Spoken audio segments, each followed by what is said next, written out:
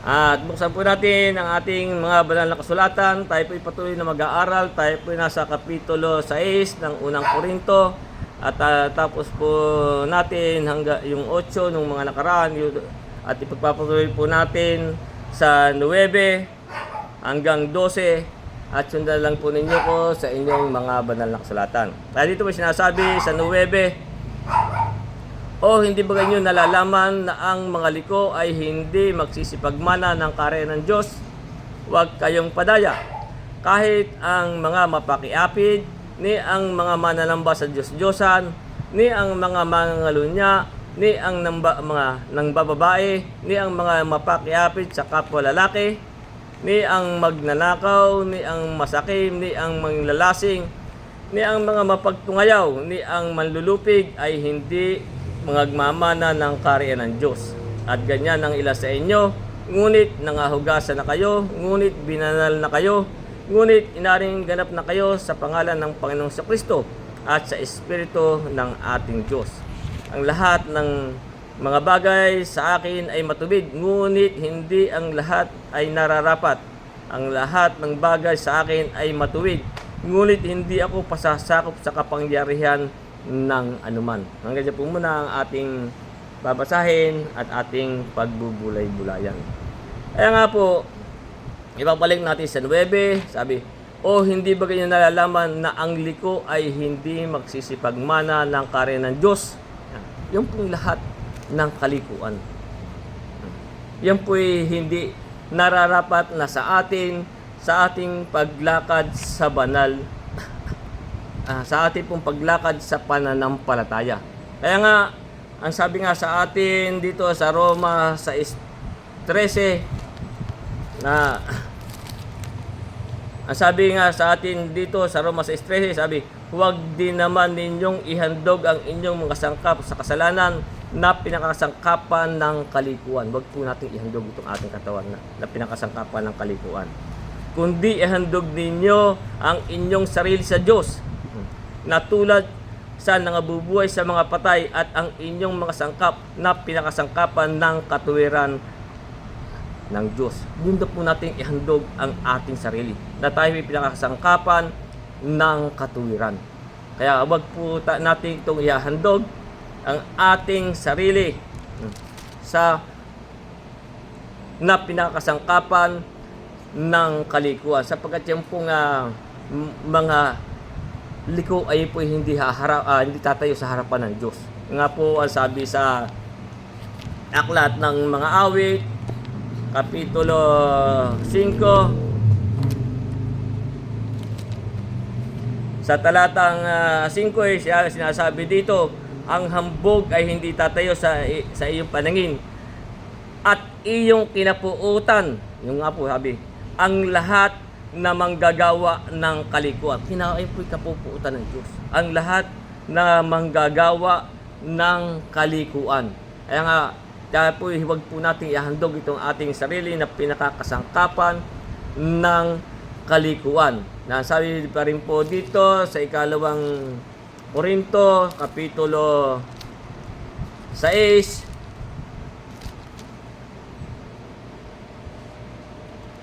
sa talatang 14, ayan, sabi rin dito, huwag kayong makipamatok ng kabilang sa mga di nagsisisampalataya. Yung po sa mga hindi nagsisisampalataya, huwag po tayong makipamatok. Huwag po tayong, ibig sabihin, huwag tayong makisama. Huwag kayong makipamatok ng kabilang sa mga di nagsisisampalataya, sapagat anong pakikisama meron ang katuwiran at kalikuan.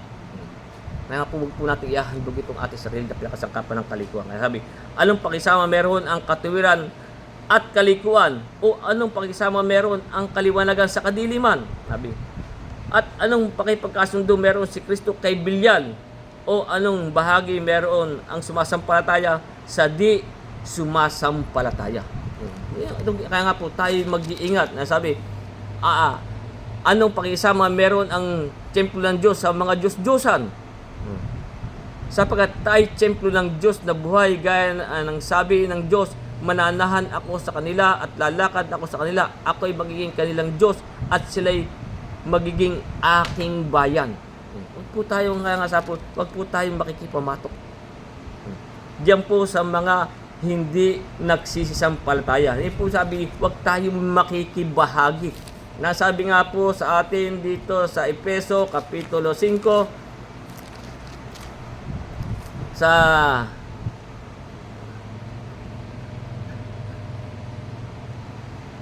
11, ang sabi, at huwag kayong makibahagi sa mga walang mapapakinabang na gawa ng kadiliman. Huwag po tayong makikibahagi. Kundi bagkos inyong sawatain. Lalo na po yung mga maggagawa ng kalikuan. Kaya sabi sa 5:7 nito ng Efeso, huwag kayong makibahagi sa kanila. Huwag po tayong makikibahagi sa mga manggagawa ng kalikuan. Sapagkat ang sabi nga po sa Roma Kapitulo 1 sa talatang 18, kaya nga ang sabi dito ni Pablo sa 1:18 ng Roma, sapagkat ang puot ng Diyos ay nahayag mula sa langit sa lahat na kasamaan at kalikuan. Nandun po ang puot ng Diyos. Sa lahat ng kalikuan ng mga tao na mga sinasawata ang katotohanan ng kalikuan. Kaya nga po, yan pong mga kalikuan, tayo po ay pinag-iingat sa mga gawa ng kalikuan. At meron pa rin dito sa Roma Kapitulo 2 sa talatang 8, kaya nga sabi dito, datapat ang mga palaaway at mga di nagsisitalima sa katotohanan, kundi bagkos nagsisisunod sa kalikuan, ay ang kagalitan at kapuutan. Yan po, yung pong kagalitan at kapuutan. At dito rin sa ikalawang Tesalonica, Kapitulo 2,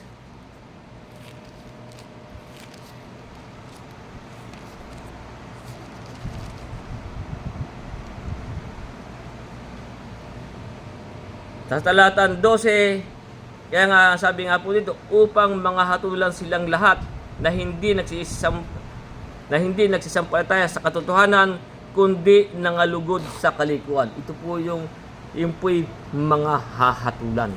Yung pong mga nalulugod sa kalikuan. Sapagkat sa ating pong mga meron pong pangako sa atin ng Diyos sa mga nagsisampalataya at tumatalima, na ano pong pangako sa atin? Isang bagong langit at isang bagong lupa. Sabi nga po doon, hindi na doon po papasok ang anumang bagay na marumi at karumal-dumal. Kaya nga tayo po mag-iingat sa lahat na mga kalikuan. Sapagkat doon po tayo ay mahahatulan. Sabi nga sa atin doon sa Ikalawang Pedro, Kapitulo 3, at meron pong pangako sa atin sa 3:13 ng Ikalawang Pedro, ngunit ayon sa kanyang pangako ay naghihintay tayo ng bagong langit at ng bagong lupa na tinatahanan ng katuwiran. Yun po'y pangako sa atin ng Diyos. Kaya nga, ang sabi sa atin sa Roma 12:1, ito ihandog natin isang haing buhay, banal at kaaya-aya. Sabi nga sa Roma 12:1, kaya nga mga kapatid, naman ko sa inyo, alang-alang sa kahabagan ng Diyos, na inyong iharap ang inyong katawan na isang haing buhay, banal na kaaya-aya sa Diyos, na siya ninyong katampatang pagsamba o paglilingkod. Kaya nga, ito po'y may pangako po sa atin ang Diyos, na isang bagong langit at isang bagong lupa na tinatahanan ng katuwiran. Doon po'y walang papasok na anong bagay na marumi. Nasabi nga dito sa Apokalipsis sa 21 sa 1 at 2, sabi, at nakita ko ang isang bagong langit at ang isang bagong lupa. Ito po ang pangako sa atin, sapagkat ang unang langit at ang unang lupa ay naparaw. Ito po'y mapaparam. At ang dagat ay wala na. Nakita ko ang bayang banal, ang bagong Jerusalem na nanaog mula sa langit, buhat sa Diyos, na nahandang gaya ng isang babaeng kasintahan na nagagayakan talaga sa kanyang asawa. Kaya nga ito po tayo po mag-iingat na sa ating lakad, sapagkat wala pong papasok doon na marumi. Nasabi nga sa atin, ito po ay ating napag-aralan na dito sa Isaias Kapitulo 52.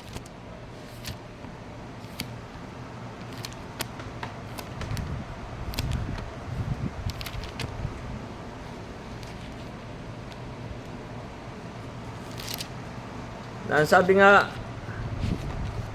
tungkol sa bagong Jerusalem na pangako sa atin, ang sabi sa 52 ng Isaias sa 1, ang sabi, gumising ka, magsuot ka ng iyong kalakasan o Sayon. Magsuot ka ng iyong magandang damit o Jerusalem, na bayang banal. Ito po yung pangako sa atin. Sapagkat mula sa iyo hindi papasok hindi papasok pa sa iyo ang hindi tuli at ang marumi. Kaya po tayo mag-iingat na yung sa mga kalikuan. Sapagkat ito po ang pangako sa atin. Wala na pong papasok doon na hindi tuli at marumi. Kaya meron din sabi dito sa Isaias Kapitulo 35.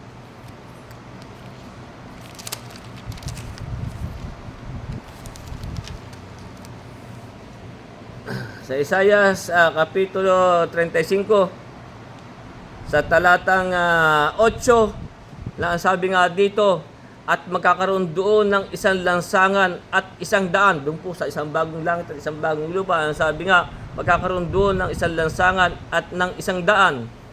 Yung po daan, at tatawagin ang daan ng kabanalan. Ang marumi ay hindi daraan doon. Hindi na po daraan doon ng marumi. Ang mga palalakad na tao o maging ang mga mangmang, pati yung mga mangmang, ay hindi mga liligaw roon. Hindi na po maliligaw doon. Ano po yung mga mangmang? Yung po mga sinasabi, ang mangmang ay nagsabi, walang Diyos. At yung pong mga mangmang, yung po yung sinasabi, ang salita ng krus ay kamangmangan sa kanila. Yung po mga ganong tao, hindi na po daraan doon. Kaya nga po tayo mag-iingat na sa ating lakad diyan po sa mga kalikuan. Na sabi nga sa awit 114, na sabi nga, yung po yung mga hindi na po maliligaw doon, yung pong mga mangmang. Ang sabi nga sa 14:1 ng awit, ito po ang mga mangmangay. Ang mangmang ay nagsabi sa kanyang puso, walang Diyos. Sila'y mga papahamak, sila'y magsisigawa ng kasuklam-suklam na mga gawa. Yan po mga hindi na po yung papasok doon. Kaya nga po, meron pong pangako sa atin, isang bagong langit at isang bagong lupa. Na yung nga po, meron po doong lansangan. Kung makikita natin dito kung ano yung lansangan na ating dadaanan, na ito po ipinahiwatig din sa Apokalipsis na nung ipakita kay Juan. Kaya ulitin ko yung 35:8 ng Isaiah, sabi, magkakaroon doon ng isang lansangan at isang daan at tatawagin ang daan ng kabanalan. Ito pong lansangan na ating sinasabi sa bagong langit at bagong lupa ay ito po'y ipinahiwatig na kay Juan. Ito ating tingnan dito sa Apokalipsis sa 21. Sabi nga dito ni Juan sa talatang 10, sabi 21 talatang 10, kung ano yung ating lansangan na sinasabi. At dinlan niya akong nasa espiritu sa isang malaki at mataas na bundok. At ipinakita sa akin ang bayang banal na Jerusalem. Ito nga po yung pangako sa atin, pinakita sa kanya. Ipinakita sa akin ang bayang banal na Jerusalem na nanaog mula sa langit buhat sa lupa. Ano po yung pinakita? Nananaog mula sa langit buhat sa Diyos. Ano po yung lansangang ipinakita sa kanya? Dito sa talatang, summarize na lang po natin, marami pong mga kondone. Dito sa 21, Apokalipsis 21:21, ang sabi dito ni Juan, sabi, at ang 12 pintuan ay 12 perlas, at ang bawat pinto ay isang perlas. Sabi, at ang lansangan ng bayan, ano po yun? Sabi, at ang lansangan ng bayan ay dalisay na ginto. Yun po ang ating pupuntahan. Yung pong lansangan na sa bagong langit at bagong lupa ay dalisay na ginto, gaya ng nanganganinag na bubog. Kaya nga po tayo ay mag-iingat na sa lahat ng mga kalikuan. Kaya nga ano ang sabi sa atin, ulitin natin, hindi baga ninyo nalalaman na ang liko ay hindi magsisipagmana ng karin ng Diyos? Sabi, huwag kayong padaya. Huwag na tayo pong padaya. Sabi, kahit ang mga mapakiapid ni ang mananamba sa Diyos-Diyosan. Yung pong mga mananamba, huwag na po tayong padaya. Na ang sabi nga po sa atin dito sa tayo pinag-iingat dito sa unang Korinto sa 15:33, kaya nga ano sabi dito, huwag kayong padaya. Ang masamang kasama ay sumisira ng magagandang ugali. Yan po tayo. Baka po tayo may makasama. Sabi sa 34, gumising kayo ng ayon sa katuwiran. Ito ay ayon sa pananampalataya. At huwag magkasala. Tara po tayo, huwag nang magkasala. Sapagkat may mga ibang walang pagkakilala sa Diyos. Doon po tayo mag-iingat. Yung pong ating makasama na walang pagkakilala sa Diyos. Na sinasabi ko ito upang kayo'y kilusin sa kahihiyan. Nasabi ko na kayong padaya. Na sabi nga dito yung pong walang pagkakilala, yung pong mga walang pananampalataya. Ang sabi nga dito sa Hebreo 3:12, magsipag-ingat kayo mga kapatid, baka sakaling merong sa kanino man sa inyo na isang pusong masama na walang pananampalataya na naghihiwalay sa inyo sa Diyos na buhay. Kaya po tayo sabi, huwag kayong padaya. Kaya nga, ang sabi, huwag kayong padaya kahit ang mapakiapid ni ang mananamba sa Diyos-Diyosan, ni ang mangangalunya. Sapagkat yung pong mapakiapid at mangangalunya, yung po'y pawang hahatulan. Baka po tayo makasama ng yung ganyan po ang ating makasama sa paglakad natin sa pan. Huwag po tayo pa makikisama sa ganyan. Na nga, ang sabi sa atin sa Hebreo 13, yung pong mapakiapid at mapangalunya, yung po'y hahatulan. Kung tayo po'y madaya pa ng mga iyan, sapagkat marami na po talagang nadadaya niyan. Lalo na po yung mga asawa nag-abroad, may naiwan yung isa, babae kay lalaki, wala. Doon po napupunta sa pakikiapid at pangangalunya. Kaya nga, sabi nga po sa 13:4 ng Hebreo, maging marangal nawa sa lahat ang pag-aasawa. Marangal. Huwag magkadungis ang higaan. Wala pong dungis kasi yung mag-asawa. Sapagkat ang mapakiapid at ang mapangalunya ay pawang hahatulan. Kaya nga po tayo, huwag tayo pong kaya po tayo mag-iingat. Ang masamang kasama ay sumisira ng magandang pag-uugali. Kung nakita natin yung ating mga ganong kasama, lumayo na tayo. Kaya nga mayroon pong talata rito, anyo pa lang ng masama, lumayo na kayo. Layuan na ninyo, bawat anyo pa lang po yun. Yan po'y nasa Thessalonica. Mga ganyan po. Po'y para po tayo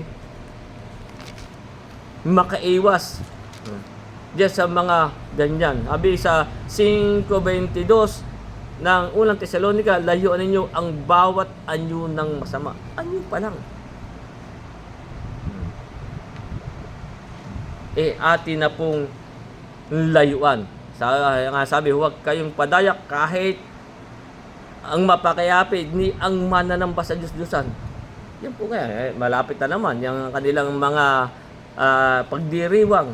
Hindi po tayo dapat nakikibahagi sa mga ganyang mga Diyos-Diyosan. Kahit nga pa malapit sa inyo, ano yan, huwag po na tayo makikibahagi. Sapagkat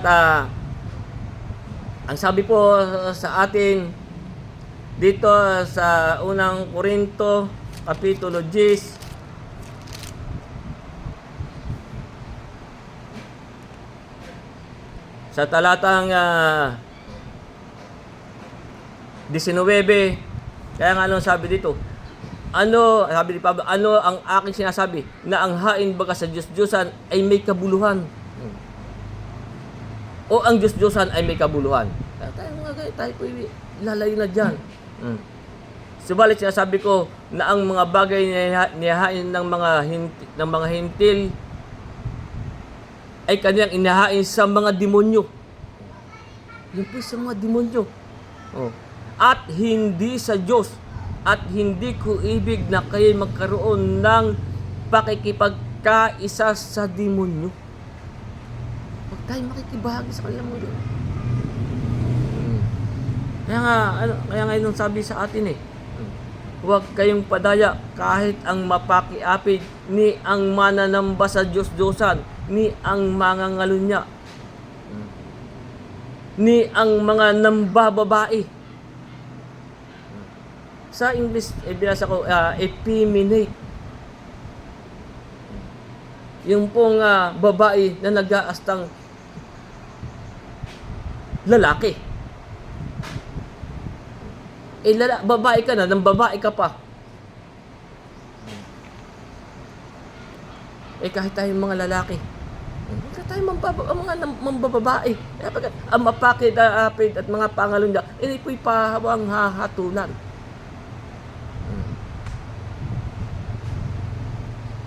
Babae ka na nga, babae pa rin ang kinasama mo.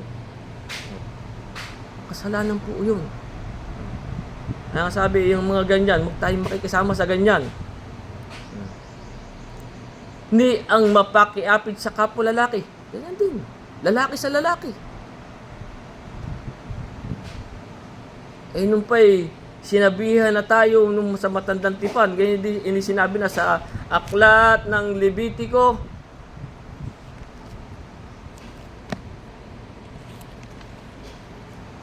sa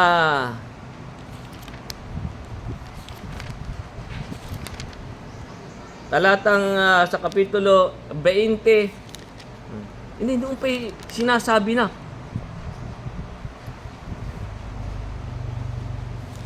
sa talatang 13, sabi sa Levitico 23, sabi, at kung ang isang lalaki ay sumiping sa kapwa lalaki na gaya ng pagsiping sa babae, ay kapwa sila nagkasala ng karumal-dumal. Sila'y papatayin na walang pagsala, mabubuo ang kanilang dugo sa kanila. Yung po, gano'n na ang kwan sa panahon po ni Moises. Yung po, pinagbabawal na yan.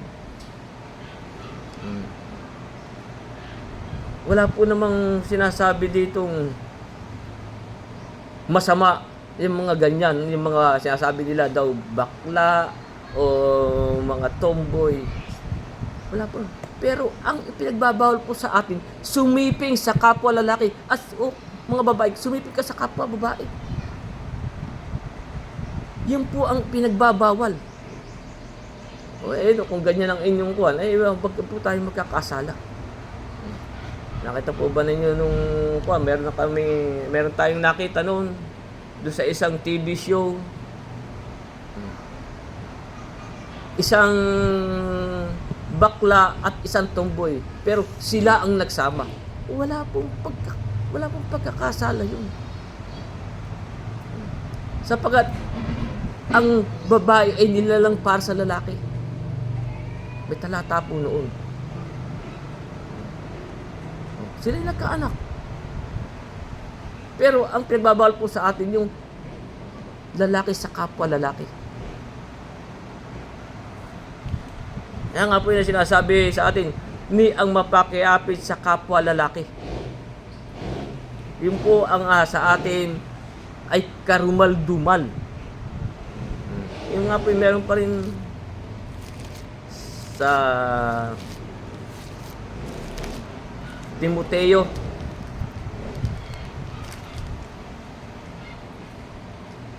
Uno Gis nga sabi, dahil sa mga mapakiapit dahil sa mga mapakiapit sa kapwa lalaki. Hindi po tayo nakikiapit pa sa kapwa lalaki. Karumal-dumal po yun.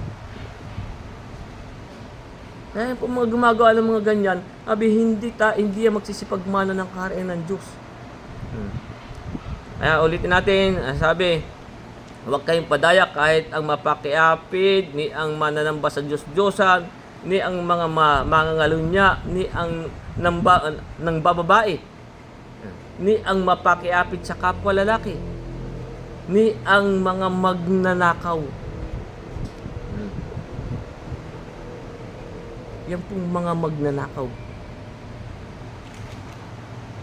Yan po'y hindi magsisipagmana ng kaharian ng Diyos. Marami po tayong nakikita rito, walang utos sa kanila, kumuha. Ano po yung tinutukoy ko? Yung po yung sa ikapo. Sapagkat wala namang utos sa mga hintil na kumuha ng ikapo ay nagpatupad sila. Sapagkat ang utos lang po ay sa mga saserdote, sa anak ni Levi na may katungkulang saserdote na kumuha. Ang sabi nga sa Hebreo 7:5, ang sabi, at katotohanan ang sa anak ni Levi na nagsisitanggap ng katungkulang saserdote ay mayroong utos na kumuha ng 10 bahagi sa bayan ayon sa kautusan. Ito po'y ayon pa sa kautusan. Sa makatuwid ay sa kanilang mga kapatid, bagamat ito yung nagsilabas sa balakang ni Abraham. Ito po sa kanilang kapatid. Sa mga Israel po yun. Utos po yun. Sa Israel. Hindi sa ating mga hintil. Hindi ang ibang angkan ni Israel, hindi po pwedeng kumuha. Sapagkat ang utos lang po ay sa mga ang kanilibi na may katungkulang saserdote ang merong utos na kumuha. Hindi ang kanihuda, ni Benjamin, yung po ibang hindi po, wala pong utos doon na kumuha. Kung kayo kumuha na walang utos, ano tawag po sa inyo? Na ano nga sabi sa aklat ni Malakias,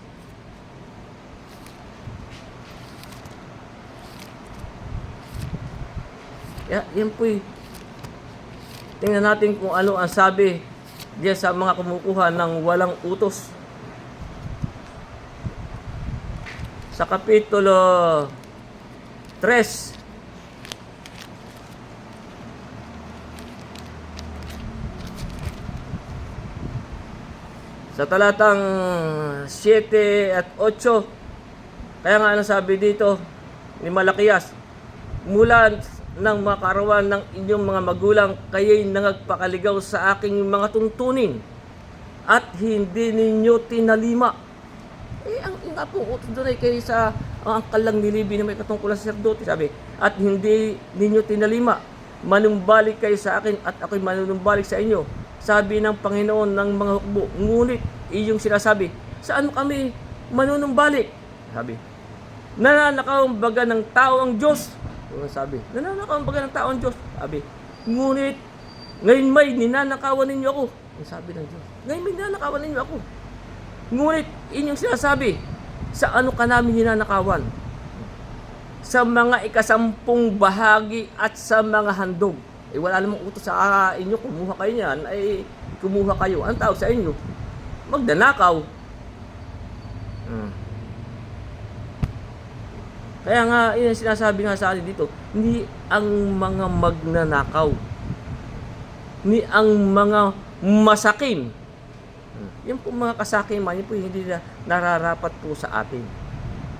Kaya nga, ang sabi sa aklat ng Kolosas,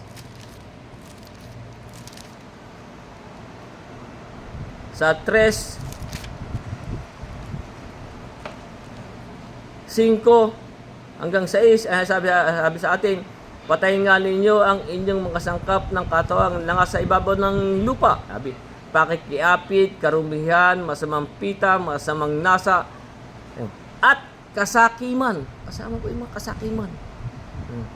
Na yay pagsamba sa mga Diyos-Diyosan. Na dahil sa mga bagay na yay dumarating ang kagalitan ng Diyos sa mga anak ng pagsuway. Kung tayo po'y patuloy na sumusuway, diyan po dumarating ang kagalitan ng Diyos sa mga anak ng pagsuway. Yan, kasama po yung kasakiman na dapat nating tularan si Pablo. Na sabi nga niya sa unang Tesalonica,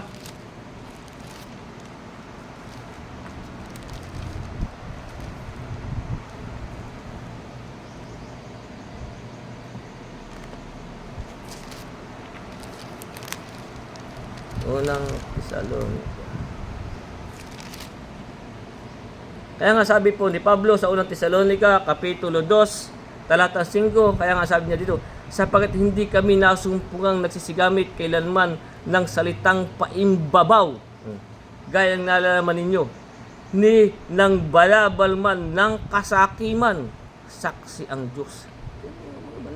Mga kasakiman.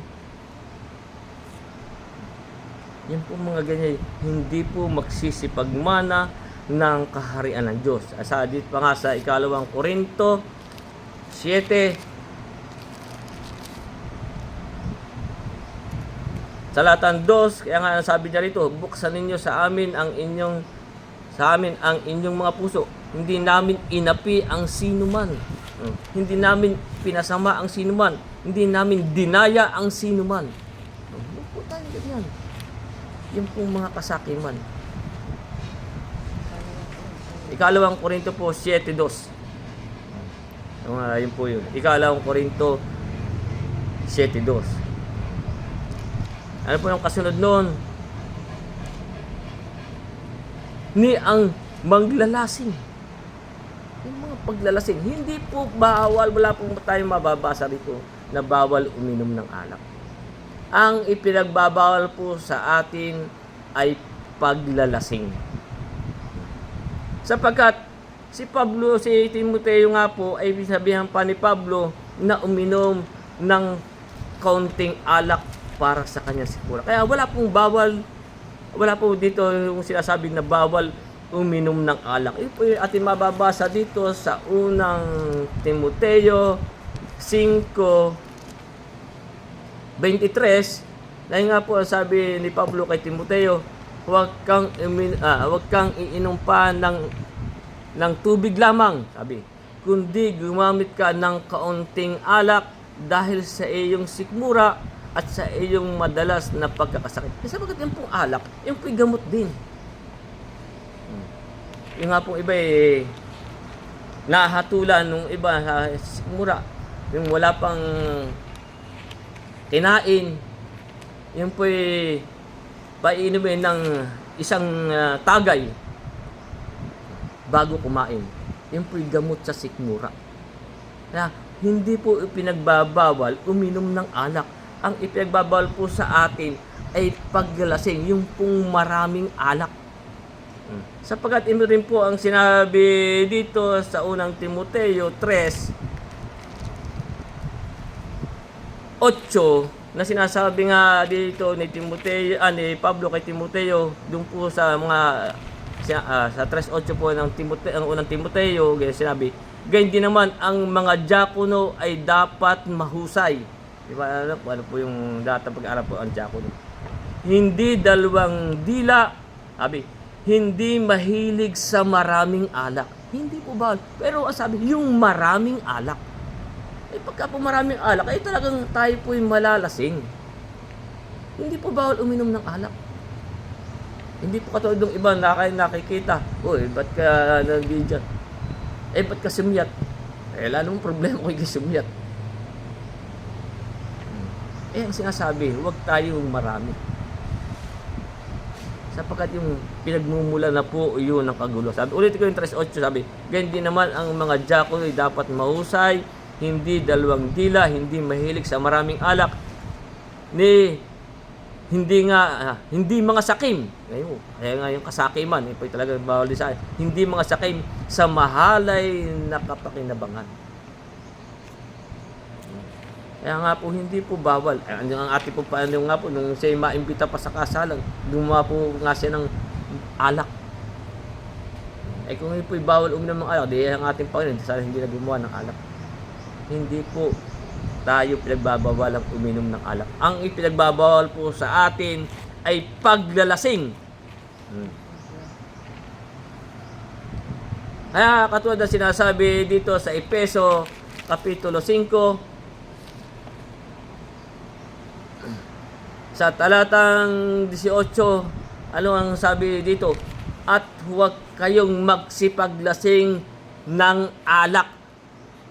Hindi po sinasabing bawal uminom, magsipaglasing. Yun po ang pinagbabawal sa atin, paglalasing. Huwag kayong magsipaglasing ng alak na kinaroroonan ng kaguluhan. Kasi pag tayo lasing, wala na tayo sa kanan Karami nga po na lasing, ando po ang mga kaguluhan. Kundi kayo mga puspos ng Espiritu. Kaya yun po ang pinagbabawal sa atin. At sa Roma 13, kaya ito po nililinaw natin. Kasi yung nga po iba'y mali ang pagkakaunawa.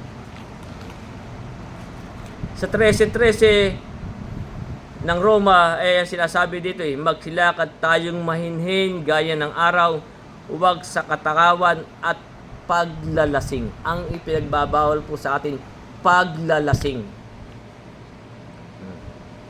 Huwag sa kalibugan at kahalayan, huwag sa mga pagkakaalit at pagkakainggitan. Kaya nga yun po sinasabi sa ating pinag-aaralan, ni ang magnanakaw, ni ang masakim, ni ang manglalasing, ni ang mapagtungayaw. Yung po yung mapagtungayaw, yung po mga bungangera. Yung po yung mapagtungayaw. Yung pong mga nanlalait ay kung makapagsalita sa kapwa ay para bang sila'y mga napakalinis na. Bawal po sa atin yung pong mapagtungayaw.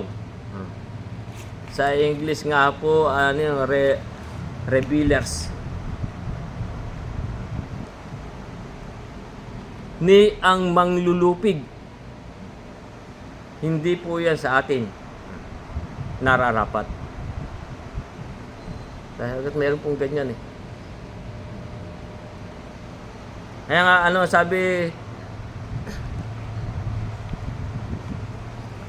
sabi sa atin dito na ang mga ganyan ay hindi, sabi, ulitin natin yung ni ang magnanakaw, ni ang masasakim, ni ang maglalasing, ni ang mapagtungayaw, ni ang malulupig ay hindi magmamana ng kaharian ng Diyos. Hindi po tayo tayo po diyang masusumpungan sa mga ganyang lakad. Yan po yung mga lakad ng laman. Na sabi nga dito sa Galacia 5, yan po yung lakad din ng laman. Ganyan din po ang sinasabi sa atin sa 5:19 ng Galacia, sabi, at hayag ang gawa ng laman sa ang mga ito, pakikiapid, karumihan, kalibugan, pagsamba sa Diyos-Diyosan, pangkukulam, mga pagtataniman, mga pagtatalo, mga paninibugho, mga pagkakaalitan, mga pagkakampi-kampi, mga pagkakabahagi, mga hidwang pananampalataya, mga kapanaghilian, mga paglalasing, mga kalayawan. Yan, kalayawan. Meron pong meron pong talata noon, ang nabubuhay sa kalayawan bagamat buhay ay patay. Nasa Timoteo po yun.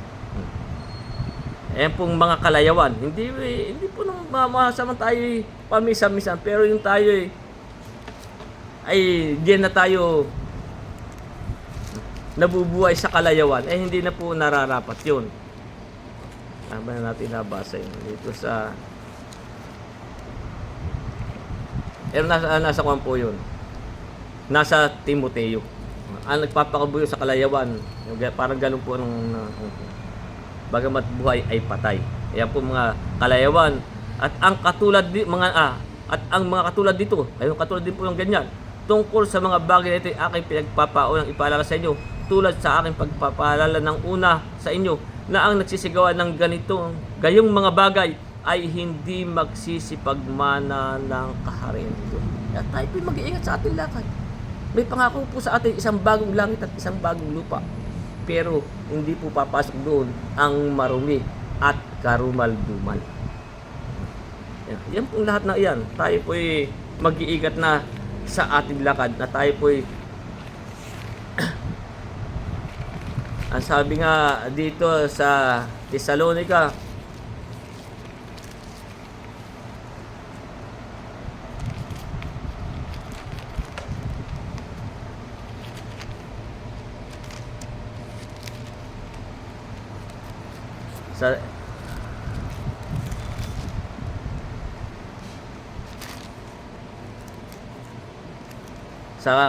unang Thessalonica 4:4, kaya nga anong sabi sa atin sa unang Thessalonica 4:4, sabi na ang bawat isa sa inyo makaalam na maging mapagpigil sa kanyang sariling katawan sa pagpapakabanal at kapurihan. Doon na po tayo. Pagpapakabanal, pagpapakalinis.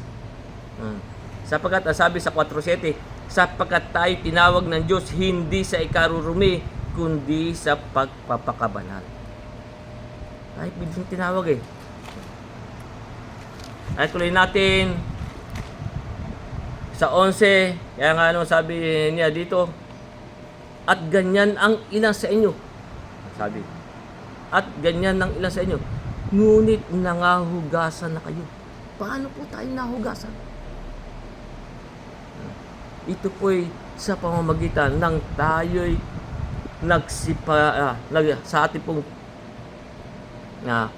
bautismo. Diyan po tayo'y nahugasan. Na sabi nga sa atin dito sa Gawa 2:38, na sabi, at sinabi sa kanila ni Pedro, magsisi kayo at magbautismo ang bautis sa inyo sa pangalan ni Jesucristo sa ikapagpapatawad ng inyong mga kasalanan, at tatanggapin ninyo ang kaloob ng Espiritu. Kaya sa Gawa 22, kaya sa pagitan po nung tayo nabautismo, diyan po nahugasan.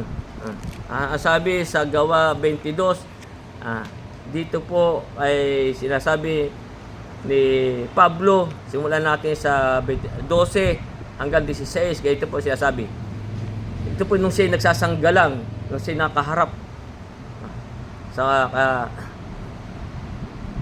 sa 22:12, sabi, at isang Ananias, lalaking masipag sa kabanalan ayon sa kautusan, na may mabuting katunayan sa lahat ng mga Hudyong nagsisitahan doon, ay lumapit sa akin at nakitayo sa tabi ko, ay nagsabi sa akin, kapatid na Saulo, tanggapin mo ang iyong paningin, at ng oras ding yaon ay tumingin ako sa kanya.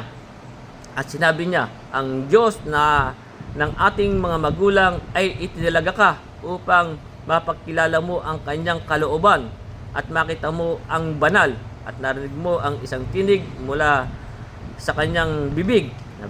Sapagkat magiging saksi ka niya sa lahat ng mga tao tungkol sa mga bagay na iyong nakita at narinig. Sabi sa 16, at gayt, bakit ka tumigil? Sabi, magtindig ka at ikay magbautismo at hugasan mo ang iyong kasalanan. Kaya nga, yun po ang sa ating pagbautismo, doon po tayo mahugasan. Sabi, hugasan mo ang iyong mga kasalanan na tumawag sa kanyang pangalan.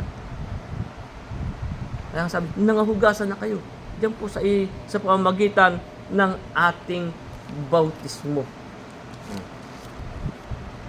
At sabi nga sa Hebreo Kapitulo 10, talatang 22, ang sabi, datapwat magsilapit, tayo'y magsilapit na may tapat na puso sa lubos na pananampalataya, na ang ating mga puso na winisikan mula sa isang masamang budhi at mahugasan ng ang ating katawan ng dalisay na tubig. Tayo pinahugasan. Kaya sabi, ngunit nangahugasan na kayo. Ayan, sabi sa Alice Ausig, ganyan ang ilan. Ngunit nangahugasan na kayo. Ngunit binanal na kayo. Paano po tayo binanal? Ng Diyos. Ano po sabihin? Holy, malinis. Bakit? Paano tayo nilinis? Yun po sa pamagitan ng ating pananampalataya.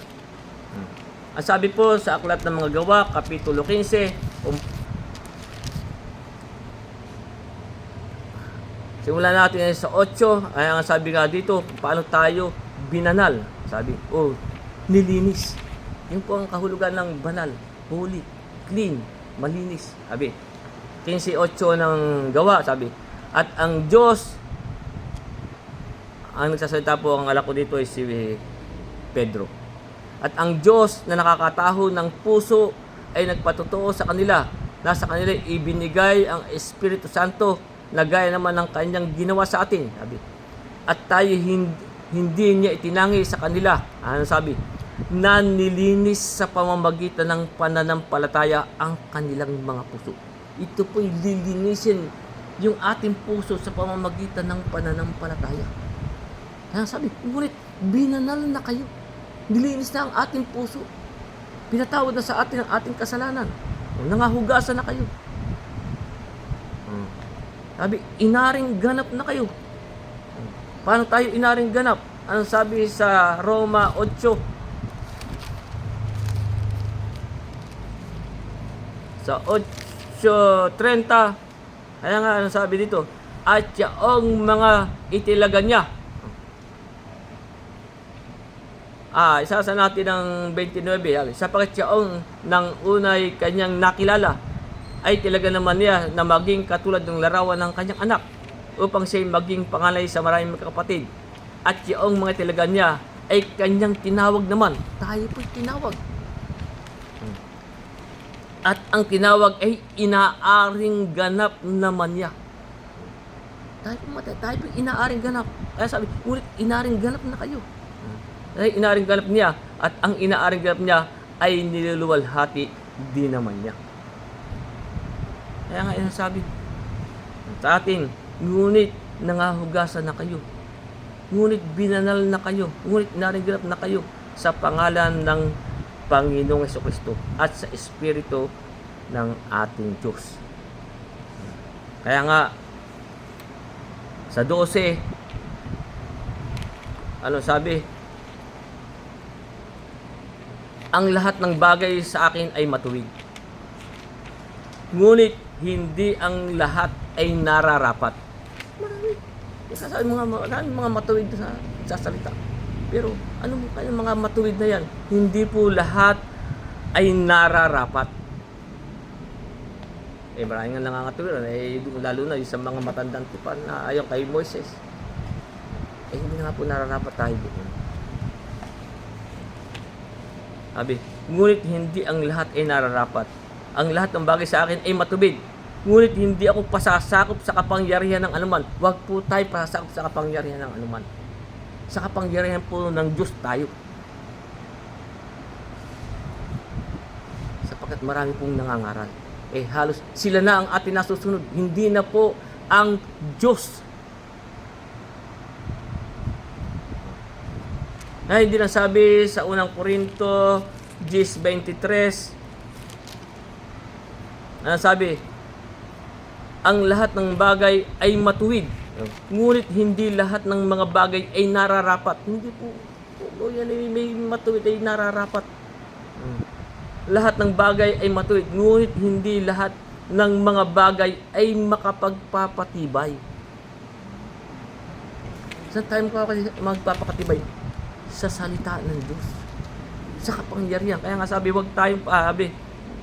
Ngunit hindi ako pasasakop sa kapangyarihan ng anuman. Huwag po na tayo sa kapangyarihan. Sapagat ang ating Diyos ay, ang sabi sa aklat ng mga awit, 147,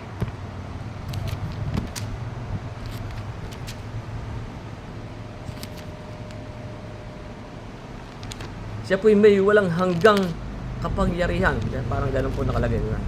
Sa 47, sa talatang 5, anong sabi dito? Dakila ang ating Panginoon at makapangyarihan sa makapangyarihan. Siya po ang makapangyarihan sa makapangyarihan. Ang kanyang unawa ay walang hanggan.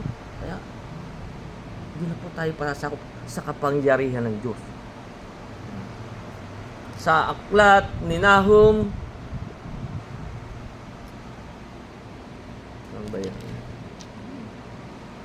Sa 1, talatang 7, kaya nga ano sabi dito,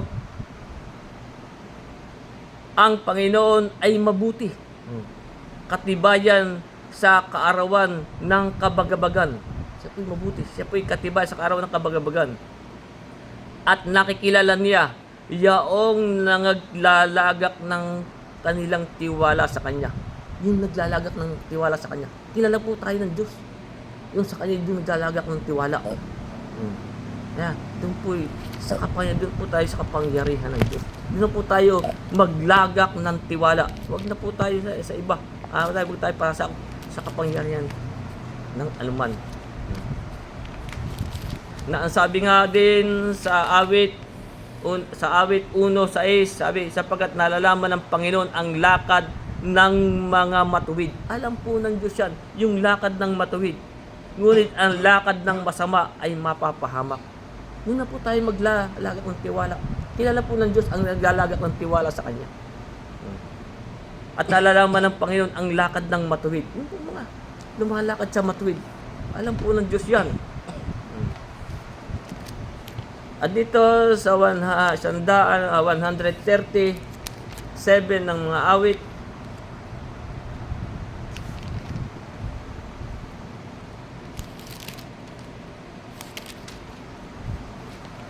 sa talatang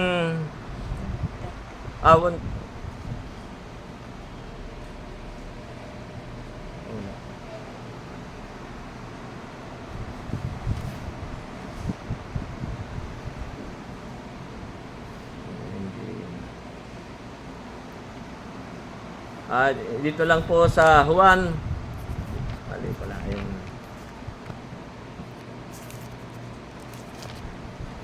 sa aklat ni Juan sa kapitulo 10. Kaya nga po ano sabi sa atin 14 na ano sabi, ako ang mabuting pastor, sabi ng ating Panginoon. Nakikilala ko ang sariling akin dahil kilala ng Diyos. At ang sariling akin ay nakikilala ako. Kilala po tayo ng Diyos. Kaya nga sabi, ako ang mabuting pastor, nakikilala ko ang sariling akin at ang sariling akin ay nakikilala ako. Nakikilala po ba ninyo? Ang ating Panginoon. Paano tayo nakikilala ng ating Panginoon? Ang sabi sa 27, dinirinig ng aking mga tupa ang aking tinig at sila'y nakikilala. At sila'y aking nakikilala. Paano tayo nakikilala ng ating Panginoon? Sila'y nagsisisunod sa akin. Yun po tayo nakikilala. Yun po yung sumusunod. Yung pong tumatalima. Yung po'y may tatak. Ang sabi nga po sa aklat na ikalawang Timoteo sa kapitulo 2 sa talatang 19, kaya nga sabi dito ni Pablo, gayunmay ang matibay na pinagsasaligan ng Diyos ay nanatiling may tatak nito. Sabi, nakikilala ng Panginoon ang mga kanya. Paano?